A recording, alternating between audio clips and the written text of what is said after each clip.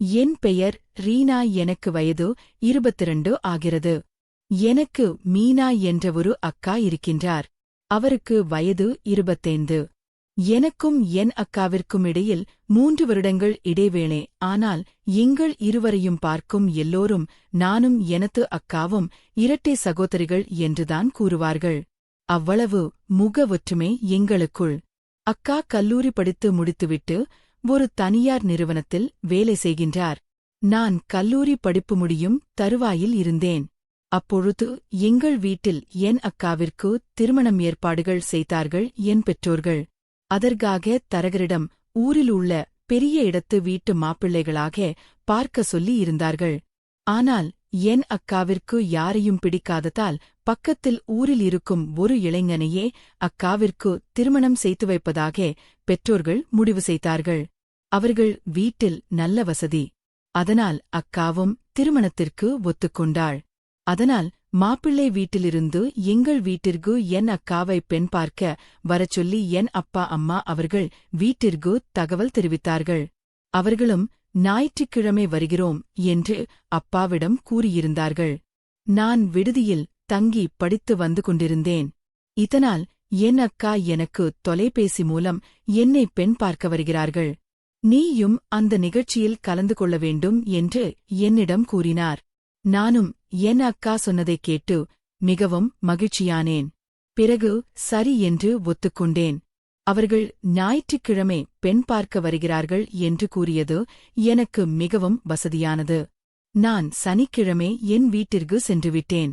அங்கு சென்றவுடன் என் அக்கா என்னை இருக்க கட்டிக்கொண்டார். பிறகு என் அம்மா அப்பா என்னை நலம் விசாரித்தார்கள்.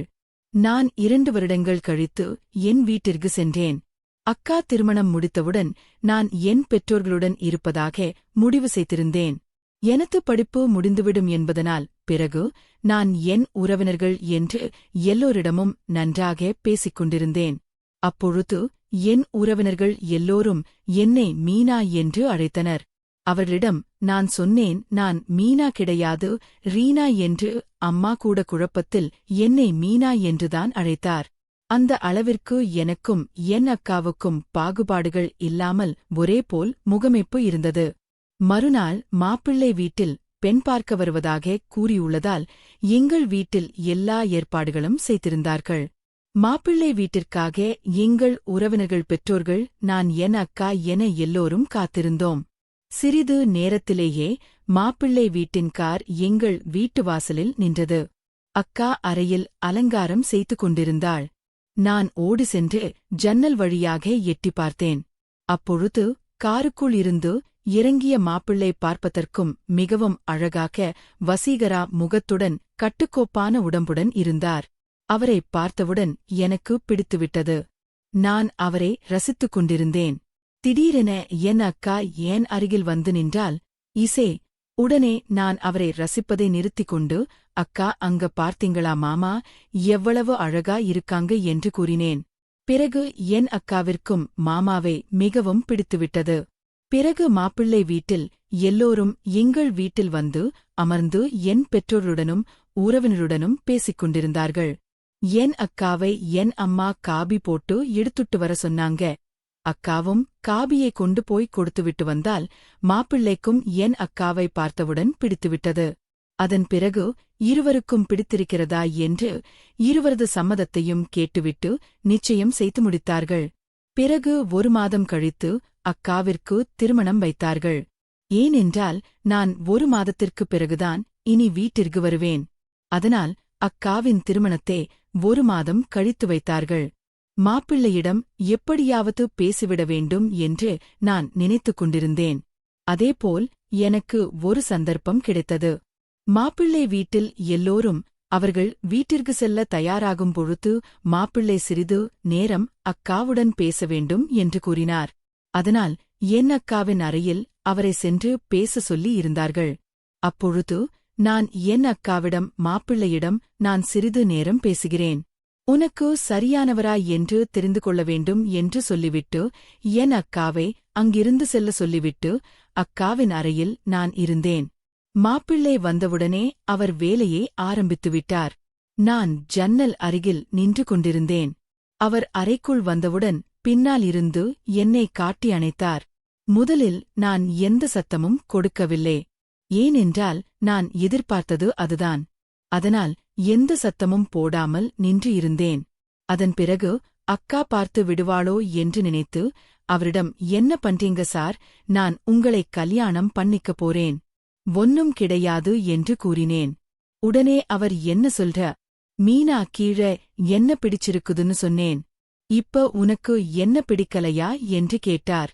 உடனே நான் அதற்கு சிரித்துக்கொண்டே, நான் ரீனா மீனாவோட தங்கச்சி பார்க்க 2 பேரும் ஒரே மாதிரி இருப்போம் என்று என்னை நானே அறிமுகம் செய்து கொண்டேன். உடனே அவர், நீ ஏன் கீழே வரவில்லை என்று என்னை கேட்டார்.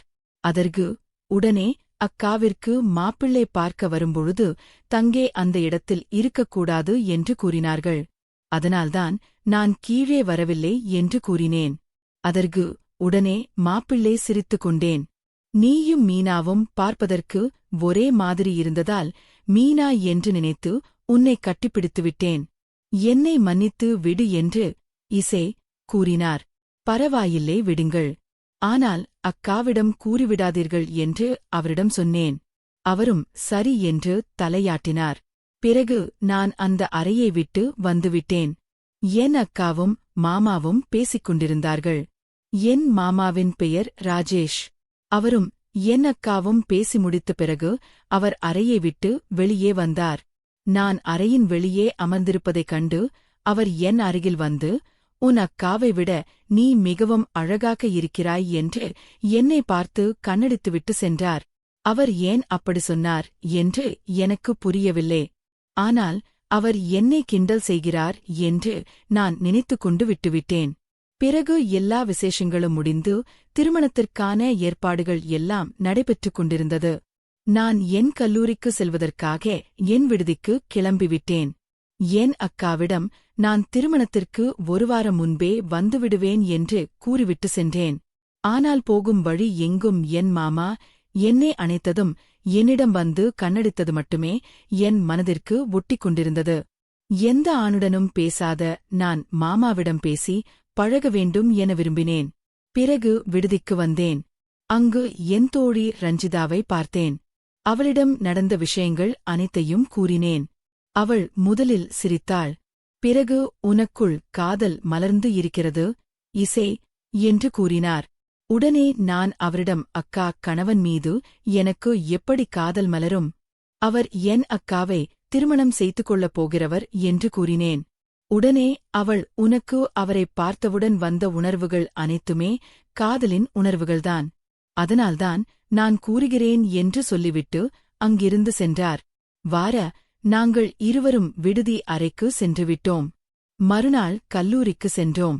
அப்பொழுது எங்கள் கல்லூரியில் படிக்கும் இன்னொரு தோழி அவள் அக்காவின் திருமணத்திற்கு சென்று வந்ததாய் பற்றி கூறினார். என்னிடம் வந்து, உன் அக்காவிற்கு எப்பொழுது திருமணம் என்று கேட்டார்.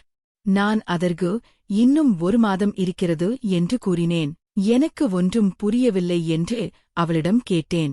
அதற்கு உடனே அவள், தொண்டையைச் சரிசெய்தல், எங்க அக்காவிற்கு திருமணமாகி முதல் நாள் என் அக்காவிற்கு உடம்பு சரியில்லை. ஏனென்றால் திருமணத்திற்கு 3 நாட்கள் முன்பே சடங்கு சம்பிரதாயம் என்று அவர்களை சரியாக சாப்பிட விடாமல் தூங்க விடாமலும் செய்ததால் என் அக்காவிற்கு உடல்நிலை சரியில்லாமல் போனது. இதனால் முதலிரவு அன்று என் அக்கா அவள் அறைக்கு சென்றபோது நான் அவர்கள் இவரும் என்ன பேசிக் கொள்கிறார்கள் என்று ஜன்னல் அருகில் நின்று காது கொடுத்து கேட்டுக்கொண்டிருந்தேன். அப்பொழுது என் அக்கா என் மாமாவிடம், எனக்கு உடல்நிலை சரியில்லை, இதனால் இப்பொழுது வேண்டாம், இன்னொரு இரவு பார்த்துக் கொள்ளலாம் என்று கேட்டுக்கொண்டார். அதற்கு உடனே என் மாமாவும் சரி என்று ஒத்துக்கொண்டார். பிறகு என் அக்கா மாத்திரைகளை சாப்பிட்டுவிட்டு தூங்கிவிட்டார். ஆனால் என் மாமாவிற்கு முதலிரவில் என்ன நினைவுகள் வைத்திருந்தாரோ தெரியவில்லை. குட்டி போட்ட பூனை போல் அங்கும் இங்கும் நடந்து கொண்டே இருந்தார். இதனை பார்த்து நான் அவரை ஜன்னல் வழியில் அழைத்தேன். அவரும் வந்தார். என்ன மாமா, ஏன் இப்படி குட்டி போட்ட பூனை போல் அங்குமிங்கும் நடக்கிறீர்கள் என்று கேட்டேன். அவர் உடனே, நீ என்ன செய்கின்றாய், இப்படித்தான் ஒருவர் அறையை எட்டிப் பார்ப்பாயா என்று என்னை திட்டினார். பிறகு உங்களுக்கு உதவி செய்யலாம் என்று வந்தேன். நீங்கள் என்னவென்றால் இப்படி என்னை திட்டுகிறீர்களே, நான் செல்கிறேன் என்று கூறினேன். உடனே அவர் சரி சரி, நீனில் உதவி என்று சொல்லிவிட்டு போ என்று கேட்டார். கதவை திறங்கள் கூறுகிறேன் என்று சொல்லிவிட்டு ஜன்னலை விட்டு கதவருகே வந்து நின்றேன். அவரும் கதவைத் திறந்தார். பிறகு நான் அவரை வாங்கல் கூறுகிறேன் என்று அவர் கையை பிடித்து அழைத்துக்கொண்டு என் அறைக்கு சென்றேன். அங்கு அவரை இருக்க கண்டுபிடித்துக் கொண்டேன். அவருக்கு என்ன செய்வது என்று தெரியவில்லை. முதலில் இதெல்லாம் தவறு என்று கூறினார். ஆனால் நான் உங்கள் பசியை தீர்க்க என்னை நீங்கள் இசை ஏற்றுக்கொள்ள மாட்டீர்களா என்று கேட்க, அவரும் இந்த வாய்ப்பை நழுவவிட வேண்டாம் என்று நினைத்தாரோ என்னவோ, சரி என்று என்னை கட்டிலில் தள்ளிவிட்டு என்மேல் பாய்ந்துவிட்டார் என்று சொல்லிக்கொண்டே சிரித்துக் கொண்டிருந்தார். என் அக்காவிற்கு திருமணமானதால் அடிக்கடி எங்களுக்குள் இப்படி நடக்கின்றது. இதேபோல் உனக்கும் நடக்கும்தானே என்று என்னை பார்த்து கேட்க, நான் அப்படியே நல்லவளைப் போல் நடித்து அப்படியே எல்லாம் நான் செய்ய மாட்டேன் என்று கூறிவிட்டு அங்கிருந்து சென்றுவிட்டேன். ஆனால் இவள் கூறியது எனக்கு ஒரு நல்ல யோசனையாக இருந்தது.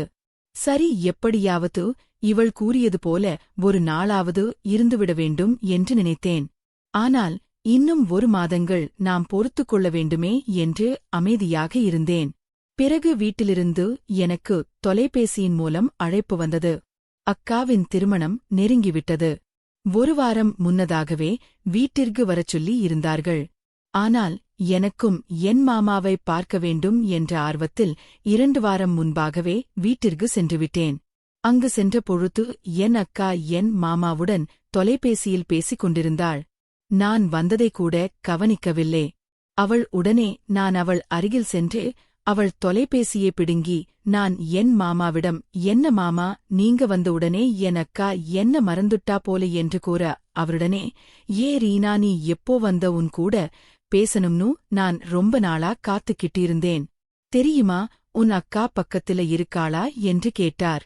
அவர் ஏதோ என்னிடம் கூற வருகிறார் என்று புரிந்தது. அதனால் நான் உடனே ஆம், இருக்கின்றாள் என்று கூறிவிட்டு, பிறகு நான் உங்களிடம் பேசுகிறேன் மாமா என்று சொல்லிவிட்டு அக்காவிடம் தொலைபேசியை கொடுத்துவிட்டு அங்கிருந்து சென்றுவிட்டேன். பிறகு மாமாவின் தொலைபேசியின் எப்படியாவது எனக்கு வேண்டும், அவர் என்னிடம் என்ன சொல்ல வந்தார் என்று எனக்கு தெரிந்து கொள்ள ஆர்வமாக இருந்தது. அதனால் அக்காவின் தொலைபேசி அவளுக்கு தெரியாமல் எடுத்து மாமாவின் எண்ணை நான் எனது தொலைபேசியில் போட்டுக்கொண்டேன். பிறகு அவருக்கு நான் தொலைபேசியில் அழைப்பை விடுத்தேன். அவரும் தொலைபேசியை எடுத்து ஹலோ என்று முதலில் கூறினார். உடனே நான் ரீனா பேசுகிறேன் என்று சொன்னேன். அவருக்கு மிகவும் சந்தோஷம். அவர் என்னிடத்தில் என் தொலைபேசி எண் எப்படி எடுத்தாய் என்று கேட்டார். நான் என் அக்காவிற்கு தெரியாமல் திருட்டுத்தனமாக அவர் தொலைபேசி என்னை எடுத்துவிட்டேன் என்று கூறினேன். அவர் உடனே சிரித்துக்கொண்டே, என்னை விட பயங்கரமான ஆளாயிருக்கிறாயே என்று கூறினார். என்ன சொல்கிறீர்கள் மாமா என்று கேட்டேன். அவர் முதலில் எதுவும் சொல்லவில்லை. சிரித்தபடி இருந்தார். பிறகு என்னை நலம் விசாரித்துவிட்டு தொலைபேசியே துண்டித்தார். இப்படியே நாங்கள் இருவரும் 1 வார காலம் பேசி நண்பர்கள் ஆனோம். அக்காவுடன் பேசுவதை விட மாமா என்னுடன் பேசுவதில் அதிக ஆர்வம் காட்டினார் என்று நன்றாகவே தெரியவந்தது. பிறகு அக்காவின் திருமணம் வெகு சிறப்பாக அரங்கேறியது. திருமணத்திற்கு முதல் நாள் இரவு என் மாமா எனக்கு ஒரு உடையை கொடுத்து, நீ இதைத்தான் அணிந்து கொள்ள வேண்டும் என்று கூறினார். முதலில் அவர் எனக்கு அன்பாக வாங்கிக் கொடுக்கிறார் என்று நினைத்து, இசே அந்த ஆடையை உடுத்திக் கொண்டேன். நான் அந்த ஆடையை அணிந்திருந்ததை பார்த்து எல்லோரும் எனக்கு அது மிகவும் அழகாக இருக்கிறது என்று கூறினார்கள். என் அக்கா எனக்கு தெரியாமல் எப்பொழுது இந்த ஆடையை வாங்கினாய் என்று கேட்டார். நான் உடனே என் கல்லூரி நண்பர்கள் எனக்கு இதே இசை கொடுத்தார்கள் என்று என் அக்காவிடம் போய் கூறினேன். எங்க அக்கா, இந்த ஆடை உனக்கு மிகவும் அழகாக இருக்கிறது என்று கூறினார். பிறகு நாங்கள் இருவரும் உறங்கிவிட்டோம். மறுநாள் திருமணம் முடிந்துவிட்டது. திருமணம் முடிந்து அக்காவையும் மாமாவையும் எங்கள் வீட்டிற்கு அழைத்து வந்தார்கள். நான் முன்னதாகவே வீட்டிற்கு சென்று அவர்களுக்கு ஆரத்தி ஏற்பாடு செய்து வைத்திருந்தேன். அவர்கள் இருவரும் வந்தவுடன் அவர்களுக்கு ஆரத்தி எடுத்து உள்ளே அழைத்து சென்றுவிட்டோம். முதலில் என் மாமா கழிவறைக்கு செல்ல வேண்டும் என்று அக்காவிடம் கூறினார். அக்கா உடனே அவள் அறைக்கு சொல்லச் சொன்னார். ஆனால் அக்காவின் அறையும் எனது அறையும் பக்கம் பக்கம்தான் என்பதால் அவர் என் அறைக்கு வந்தார். நான் என் அறையில் அலங்காரங்களை எல்லாம் கலைத்துக் கொண்டிருந்தேன். அப்பொழுது கதவு திறக்கும் சத்தம் கேட்டு திரும்பி பார்த்தேன். என் மாமா, என்ன மாமா, அக்கா அறை பக்கத்தில் இருக்கிறது, மாற்றி வந்துட்டீங்களா என்று கேட்டேன். எனக்கு தெரியாதா? உன் அக்கா அறை ஏத்து, உன் அறை ஏத்து என்று கேட்டுக்கொண்டே என் அருகில் வந்து, இந்த உடை உனக்கு மிகவும் அழகாக இருக்கிறது என்று கூறி என் இடுப்பில் கை வைத்து அழுத்தினார். எனக்கு ஒன்றும் புரியவில்லை.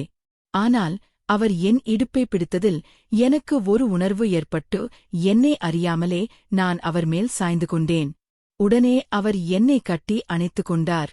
பிறகு என் முகத்தை பிடித்து எனக்கு முத்தம் கொடுக்க அருகில் வந்தார்.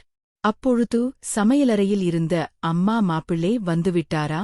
மீனா என்று அங்கு என்னையும் என் மாமாவையும் கற்பனை செய்து பார்த்து பிறகு என் அக்காவின் குரல் அழைக்க கற்பனையிலிருந்து வெளியே வந்தேன். இங்க என்ன செய்கிற ரீனா என்று என் அக்கா கேட்டால் உடனே நான் இல்லை அக்கா, உன் அறை எப்படி இருக்கிறது என்று பார்க்க வந்தேன் என்று கூறிக்கொண்டு அக்காவை கிண்டல் செய்து சிரித்துக் கொண்டிருந்தேன். என் அக்கா பிறகு அவளுக்கு அலங்காரம் செய்ய என்னை கூப்பிட்டாள். அதனால் நான் அவளுக்கு அலங்காரம் செய்துவிட்டு என் அறைக்கு சென்று அமர்ந்திருந்தேன். அக்காவிற்கு நல்லது நடக்கிறது என்று சந்தோஷப்படுவதா? இல்லை, நாம் விரும்பி அவர் இன்னொரு பெண்ணுடன் இருப்பதை நினைத்து வருத்தப்படுவதா என்று தெரியாமல் என் அக்காவின் அறையில் என்ன நடக்கிறது என்று பார்ப்பதற்காக சென்றிருந்தேன். என் தோழி செய்ததைப் போல் நானும் ஜன்னல் வழியாக என் அக்காவின் அறையை எட்டிப் பார்த்தேன். அப்பொழுது என் மாமா என் அக்காவிடம் உறவில் ஈடுபட்டு கொண்டிருந்தார். பிறகு எல்லாம் முடிந்ததும், அக்கா, எனக்கு மிகவும் உடல் வலியும் சோர்வாகவும் இருக்கிறது. அதனால் என்னை தொந்தரவு செய்யாதீர்கள் என்று சொல்லிவிட்டு உறங்கிவிட்டாள். 2 மணி நேரமாக கால் கடுக்க நின்று அவர்கள் என்ன செய்கிறார்கள் என்று பார்த்துக் கொண்டிருந்தேன். பிறகு எல்லாம்தான் முடிந்துவிட்டதே என்று நினைத்துக்கொண்டு என் அறையில் சென்று உறங்க தயாரானேன். அப்பொழுது என் அறைத்த திறக்கும் சத்தம் கேட்டது. யார் என்று எழுந்து பார்த்தபொழுது என் மாமா அங்கு வந்தார். என்னிடம் வந்து, உன் அக்கா மிகவும் மோசம், என் ஆசை அடங்குவதற்குள்ளே அவள் உறங்கிவிட்டாள். நீ என்னுடன் இருக்கிறாயா என்று என்னிடம் அனுமதி கேட்டார். முதலில் தயக்கத்தில் இருந்த நான் பிறகு சரி என்று ஒத்துக்கொண்டேன். பிறகு மெல்ல மெல்ல என அருகில் வந்து அமர்ந்தார். பிறகு என்னை கட்டிலில் தள்ளி என்மேல் ஏறி அமர்ந்து கொண்டார். அவர் லீலைகளில் ஈடுபட்டார். அக்காவுடன் வெறும் 2 மணி நேரம் மட்டுமே. ஆனால் என்னுடன் இரவு 10 மணியிலிருந்து 1 மணி வரை ஒன்றாக இருந்தால் என்மேல் இவ்வளவோ ஆசையா என்று அவரிடம் கேட்டபொழுது, நான் பெண் பார்க்க வந்த பொழுது நீ ஜன்னல் அருகில் நின்று ரசித்ததை நான் பார்த்துக் கொண்டிருந்தேன். நீதான் பெண் என்று நினைத்து தவறாக நினைத்துவிட்டேன். ஆனால் மீனா காப்பி கொண்டு வந்த பொழுதுதான் பெண் வேறு என்று தெரிந்தது. நீ அணிந்திருந்த உடைக்கும் உன் அக்கா அணிந்திருந்த உடைக்கும் சம்பந்தமே இல்லை. ஒரு நிமிடத்திற்குள் எப்படி ஆடையை மாற்ற முடியும் என்று சந்தேகித்துதான் அன்று உன் அக்காவிடம் பேச வேண்டும் என்று சொல்லிவிட்டேன். உன்னை தேடி வந்தேன் என்று என்னிடம் கூறினார். நான் உன்னையே திருமணம் செய்து கொண்டிருப்பேன். ஆனால் எனக்கு உன் அக்காவையும் பிடித்திருந்தது. உங்கள் இருவரையும் அடைய வேண்டும் என்று நினைத்துதான் திருமணத்திற்கு சம்மதித்தேன் என்று கூறினார். அவர் கூறியது எனக்கு முதலில் அதிர்ச்சியாக இருந்தாலும் அவர் நமக்காகத்தான் இப்படி செய்திருக்கிறார் என்று நினைத்து அதை நான் பெரிதாக எடுத்துக்கொள்ளவில்லை. விட்டுவிட்டேன். பிறகு அவர் யாருக்கும் தெரியாமல் என் அக்காவின் அறைக்கு சென்று படுத்துக்கொண்டார். இப்படியே 1 வாரம் நானும் எனது மாமாவும் உல்லாசமாக இருந்தோம். 1 வாரம் கழித்து என் அக்கா மாமாவின் வீட்டிற்கு செல்ல தயாரானால் என்னால் இனி மாமாவுடன் இப்படி இருக்க முடியாது என்று மிகவும் வருத்தத்தில் இருந்தேன். அதன் பிறகு 1 மாதம் கல்லூரி விடுதிக்கு சென்றுவிட்டேன். கல்லூரி முடிந்துவிட்டு வீட்டிற்கு வந்துவிட்டேன். என்னால் வீட்டில் இருக்க முடியவில்லை. அந்த 1 வாரம் மட்டுமே என் நினைவில் ஓடிக்கொண்டிருந்தது. அதனால் நான் என் அக்காவின் வீட்டின் அருகிலேயே ஒரு நிறுவனத்தில் வேலையை வாங்கிக் கொண்டு என் அக்காவின் வீட்டிலிருந்து வேலைக்கு சென்று கொண்டு வந்திருந்தேன். அதற்கான ஏற்பாடுகளை எல்லாம் என் மாமாவே எனக்கு செய்து கொடுத்தார். பிறகு நாங்கள் இருவரும் யாருக்கும் சந்தேகம் வந்துடாமல் அடிக்கடி ஒன்றாக இருந்து வந்தோம். என் மாமா என் அக்காவுடன் உல்லாசமாக இருந்ததை விட என்னுடனே உல்லாசமாக அதிகமாக இருந்தார். ஒருநாள் எனக்கு திருமணம் பேச்சு எடுத்த பொழுது என்ன செய்வது என்று தெரியவில்லை. எப்படி இனி மாமாவுடன் இருக்க முடியாது என்று நினைத்துக் கொண்டிருந்தேன். ஆனால் நான் திருமணம் செய்து கொள்ளப் போவது என் மாமாவின் தம்பியேதான் என்று தெரிந்தது எனக்கு புரியவில்லை. என் மாமாவிற்கு தம்பி இருக்கிறாரா என்று யோசித்தேன். அதன் பிறகுதான் என் மாமாவின் தம்பி வெளிநாட்டில் வேலை செய்வது எனக்கு தெரியவந்தது. பிறகு நானும் ஒத்துக்கொண்டேன். மாமாவின் தம்பி அதிகமாக எனக்கு பிடிக்கவில்லை. ஆனால் மாமாவிற்காக திருமணத்திற்கு சம்மதித்தேன். என் பெற்றோரும் ஒரே வீட்டில் பெண்கள் இருவரும் திருமணம் செய்து கொடுப்பது சந்தோஷம் என்பதால் அவரும் திருமணம் செய்து கொடுத்துவிட்டார்கள். பிறகு எங்களுக்கு எந்த இடைஞ்சலும் இல்லாமல் நானும் என் மாமாவும் உல்லாசமாக இருந்து வந்து கொண்டிருக்கிறோம். என் பெயர் குமார். நான் ஒரு காவல் நிலையத்தில் காவலராக வேலை செய்கின்றேன். நான் திருச்சியில் வசிக்கின்றேன். ஆனால் எனக்கு வேலைவாய்ப்பு கிடைத்ததோ சென்னையில். அதனால் நான் சென்னைக்கு கிளம்ப வேண்டி வந்தது. என் அம்மா என்னிடம் குமார் பார்த்து பத்திரமாக இருக்க வேண்டும். காவல் நிலையத்தில் வரும் வழக்குகள் எல்லாம் கஷ்டமாகவும் ஆபத்தாகவும் இருக்கும். அவற்றையெல்லாம் நீ தைரியமாகவும் பாதுகாப்பாகவும் கையாள வேண்டும் என்று தைரியம் கூறி எனக்கு வழி அனுப்பினார். என் அம்மா நான் சென்னையில் காவலர்கள் குடியிருப்பில் தங்கி இருந்தேன். எப்பொழுதும் வரும் வழக்கெல்லாம் அப்பொழுது அடைக்கும் நேரம் என்பதால் நான்தான் அவருக்கு புடவை எடுத்துக் கொடுத்தேன். பிறகு நான் கடையை விட்டு வெளியே வந்து எனது பேருந்துக்காக நின்று கொண்டிருந்தேன். அப்பொழுது அதே பேருந்தில் கதிரவனும் பயணித்தார். நாங்கள் இருவரும் அடிக்கடி சந்தித்துக் கொண்டதால் ஒரே இருக்கையில் அமர்ந்து பயணித்தோம். அப்பொழுது நான் அவரிடம் அடிக்கடி உடைகள் புடவைகள் எடுப்பதற்காகவும் துணிகள் வாங்குவதற்காகவும் வருகிறீர்களே, நீங்கள் என்ன வேலை செய்கிறீர்கள் என்று கேட்டேன். அதற்கு அவர் நான் ஒரு அரிசி ஆலை வைத்துள்ளேன். அது மட்டுமில்லாமல் தோட்டங்கள் நிறையவே இருக்கிறது. இதனால் நான் அங்கு வேலை செய்வோம். அனைவருக்கும் புடவைகளும் துணிமணிகளும் வாங்கிக் கொடுப்பது வழக்கம் என்று கூறினான். அப்பொழுது நான் அவரிடம் உங்கள் மனைவி இவற்றை எல்லாம் கேட்க மாட்டார்களா என்று கேட்டேன். அதற்கு கதிரவன் எனக்கு மனைவி கிடையாது, அம்மா மட்டும்தான் என்று கூறினார். உடனே நான் ஏன் நீங்கள் திருமணம் செய்து கொள்ளவில்லையா என்று கேட்டேன். அதற்கு அவர் எனக்கு திருமணமாகி நானும் என் மனைவியும் சந்தோஷமாக வாழ்ந்து வந்தோம். ஆனால் பிரசவத்தின் போது என் மனைவி இறந்துவிட்டால் என் குழந்தையும் இறந்துவிட்டது. அதன் பிறகு நான் திருமணம் செய்து கொள்ளவில்லை என்று கேட்டதற்கு என் மனைவி மீது அவ்வளவு காதல் வைத்துவிட்டேன். இதனால் எனக்கு அப்பொழுது வேறொரு திருமணத்திற்கு யோசிக்க மனம் விரும்பவில்லை என்று கூறினார். பிறகு நான் அவரிடம் என்னை மன்னித்து விடுங்கள், உங்களுக்கு தேவையில்லாத நினைவுகளை ஏற்படுத்திவிட்டேன் என்று கூறி மன்னிப்பு கேட்டேன். உடனே அவர் அது நடந்து 20 வருடங்களுக்கு மேல் ஆகின்றது. நீங்கள் எதற்காக வருத்தப்படுகிறீர்கள் என்று கூறினார். பிறகு என்னிடம் கதிரவன் உங்கள் வீட்டில் எத்தனை பேர், உங்கள் கணவர் என்ன வேலை செய்கின்றார், நீங்கள் இவ்வளவு நேரம் கழித்து வீட்டுக்கு சென்றால் எதுவும் சொல்ல மாட்டாரா என்று கேட்டார். உடனே நான் எனக்கு நடந்ததை கூறினேன். அவர் மிகவும் வருத்தப்பட்டார். அதன் பிறகு நாங்கள் இருவரும் அடிக்கடி சந்திப்பது என்று இருந்தது. ஒருநாள் அவர் வேலை செய்யும் அனைவரையும் நன்றாக கவனித்துக் கொள்கின்றார், நம்மையும் நன்றாக கவனித்துக் கொள்வார் என்று நினைத்து நான் அவரிடம் என்னை திருமணம் செய்து கொள்ள சம்மதமா என்று கேட்டேன். எனக்கு உங்களை பிடித்திருக்கிறது என்று கூறினேன். அதற்கு அவர் நீ என்னை விட 25 வயது சிறியவள், நான் எப்படி உன்னை திருமணம் செய்து கொள்வது, பார்ப்பவர்கள் எல்லோரும் உன்னையும் என்னையும் தந்தை மகள் என்று நினைக்க மாட்டார்களா என்று கூறினார். ஆனால் நான் ஊர் பேசுவதெல்லாம் விடுங்கள், எனக்கு உங்களை பிடித்திருக்கிறது, திருமணம் செய்து கொள்ளலாமா என்று கேட்டேன். ஆனால் அவர் முதலில் யோசித்து சொல்கிறேன் என்று சென்றுவிட்டார். பிறகு அவர் அம்மாவிடம் சம்மதம் வாங்கி திருமணத்திற்கு ஒத்துக்கொண்டார். எங்கள் திருமணம் ஒரு கோவிலில் எளிய முறையில் நடந்தது. அவர் தோட்டத்திலும் அரிசி ஆலைகளும் வேலை செய்யும் ஆட்களுக்கு மட்டுமே திருமணத்திற்கு கூறியிருந்தோம். உறவினரிடம் இதை பற்றி தெரிவிக்கவில்லை. ஏனென்றால் உறவினர்கள் கதிரவன் கூறியது போலவே 25 வயது பெரியாளை திருமணம் செய்து கொள்ளப் போகிறாயா இசே என்று என்னையும் 25 வயது சிறிய பெண்ணை திருமணம் செய்து கொள்ளப் போகிறாயா என்று அவரையும் கிண்டல் அடித்தும் கேலி செய்தும் கேள்வி கேட்டும் சிரித்தார்கள். இதனால் நாங்கள் உறவினருக்கு தெரிவிக்கவில்லை.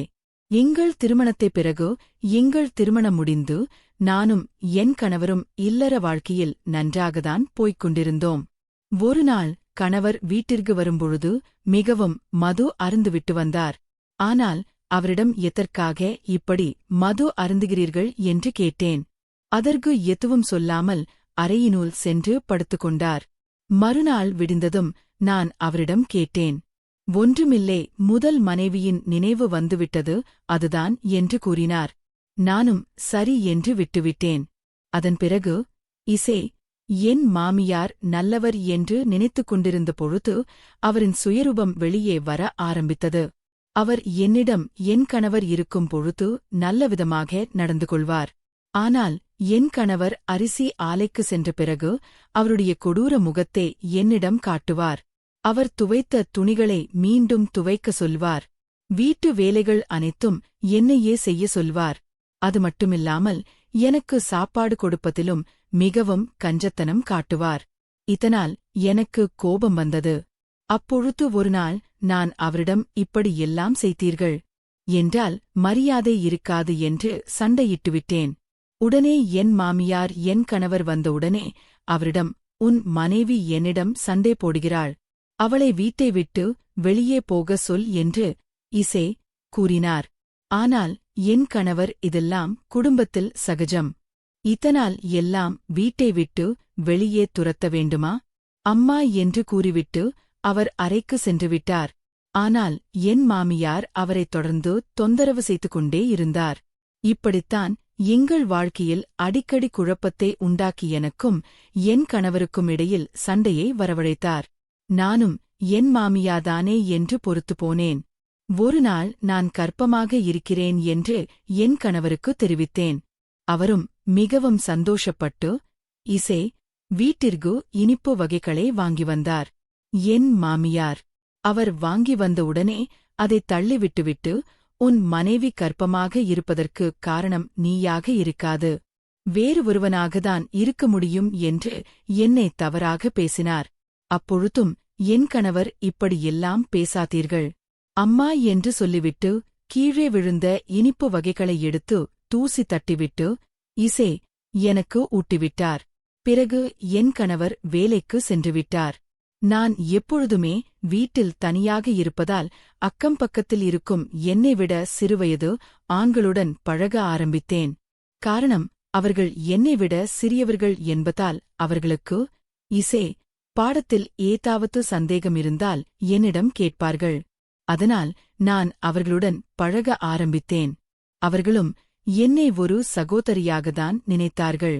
நானும் அவர்களை ஒரு சகோதரனாகத்தான் நினைத்தேன். ஆனால் என் மாமியார் கண்ணிற்கு தவறாகப்பட்டது. அதனால் அடிக்கடி என் கணவரிடம் அவர் என்னை பற்றி தவறாக சொல்லி எங்கள் இடையே சண்டையை மூட்டிவிட்டுக் கொண்டிருந்தார்.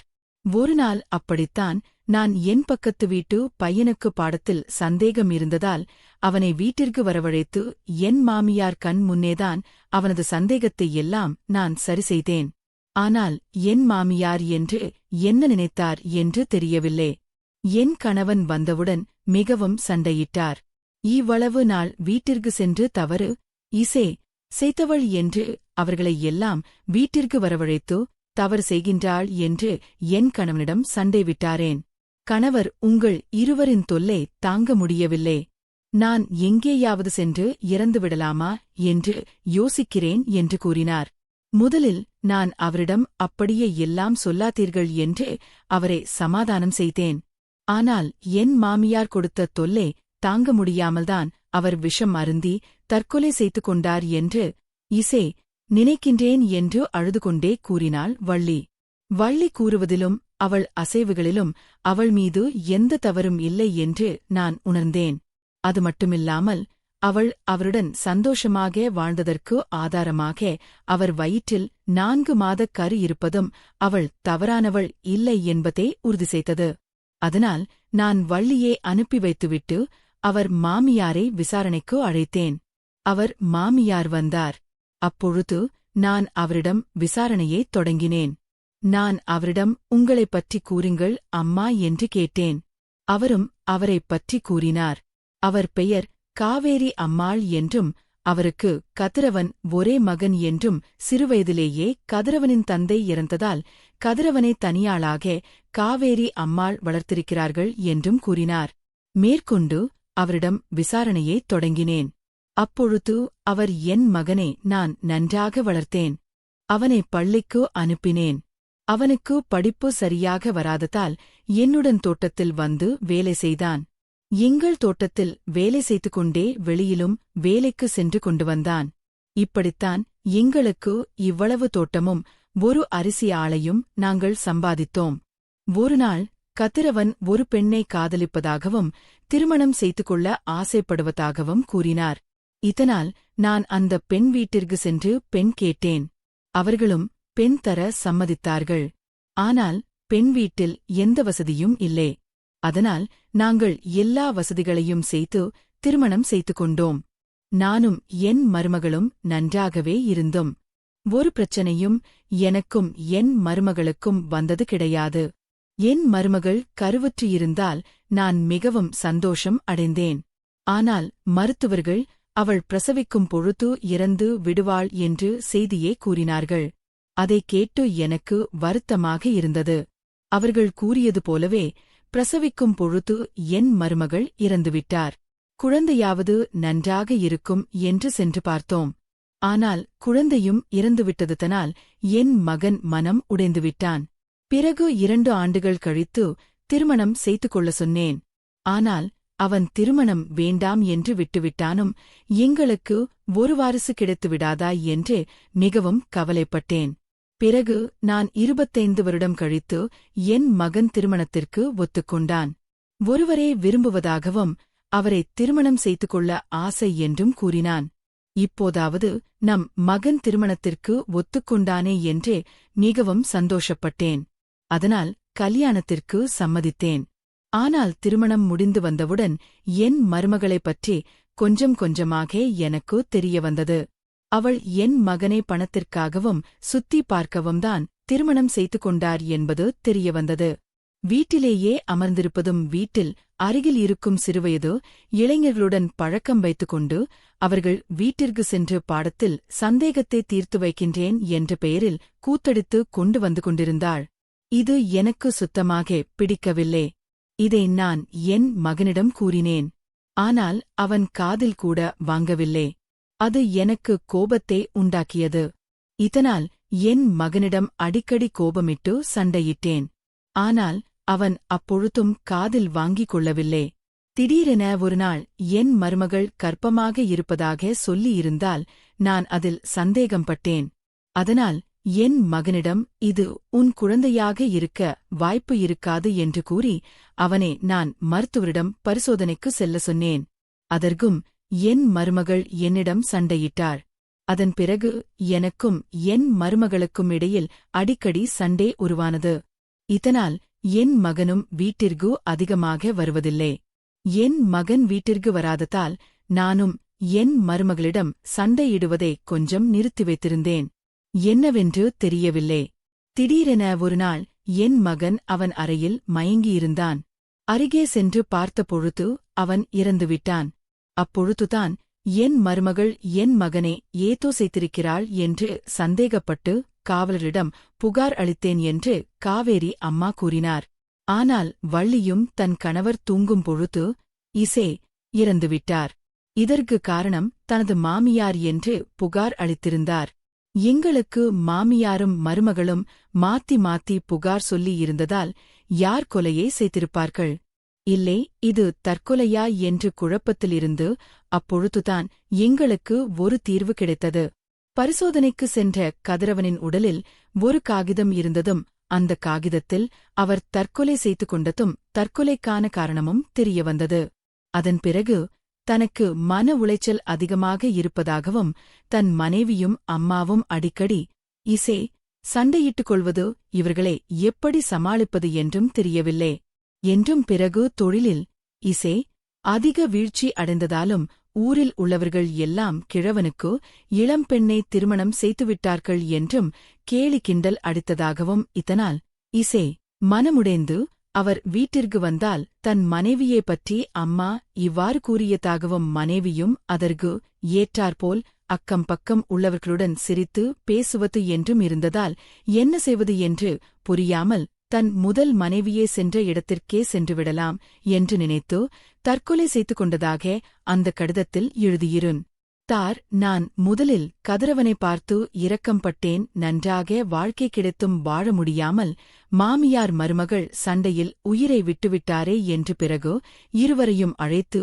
உங்களால்தான் உங்கள் மகன் இறந்துவிட்டான் உன் கணவர் உன்னால்தான் இறந்துவிட்டார் என்று கூறினேன் ஆனால் அவர் கடிதத்தில் தற்கொலைக்கு யாரும் காரணமில்லை அதனால் அவர்களை விட்டு விடுங்கள் என்று எழுதியிருந்தால் அவர்களை புத்திமதி இசே கூறி வீட்டிற்கு அனுப்பி வைத்துவிட்டோம் இவற்றைக் கேட்ட காவேரி அம்மாள் தன் மருமகளிடம் மன்னிப்பு கேட்டு தன் மகனின் குழந்தை எப்படியாவது நன்றாக வளர வேண்டும் அவனையாவது நான் நன்றாக பார்த்துக் கொள்வேன் உன்னிடம் சண்டையிட மாட்டேன் என்று கூறி தன் மருமகளை கண்ணுடனே அழைத்து சென்றார் காவேரி அம்மாள் அப்பொழுது இப்பொழுது இருக்கும் ஒற்றுமை அப்பொழுதே இருந்திருந்தால் இன்று ஒரு உயிர் போயிருக்காது என்று நினைத்துக்கொண்டே அவரது வழக்கை முடித்துவிட்டேன்